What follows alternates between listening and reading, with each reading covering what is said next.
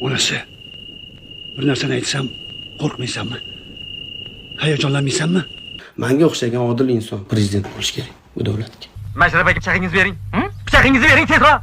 O'zlarining yillar davomidagi poymol qilingan haq-huquqlari bundan keyin boshqa bir kun ham poymol qilinishi mumkin emasligi uchun foydalanish o'rniga nimalar deyapsan o'zing betofiq ovsar turqinga bir qarasangchi so'tak.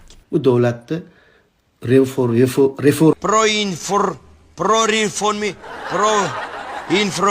endi siyosatni bilmaysan o'ylayapti. Endi siyosatni nima bilmaymiz. Endi siyosat nima? Siyosat interes ya'ni. Interes. Uka, men seni bu aferistdan desam, qizil jinni ekansan. Oldin mani talablarim bor. Xo'sh. Indan keyinchi? Endi mani talabim shunaqa, ya'ni men qaysi viloyatda konsert qo'ymoqchi bo'lsam yoki qaysi to'yxonaga borib ishtirok etmoqchi bo'lsam, taqiq qo'yilgan holatlarni umuman bekor qilish kerak. Davlat juni bilan sen o'zingni shaxsiy juningni chalkashtirma. Prezident bo'lish niyatim bor va albatta bo'laman deb umid qilaman. Yo, siyib qo'yasan.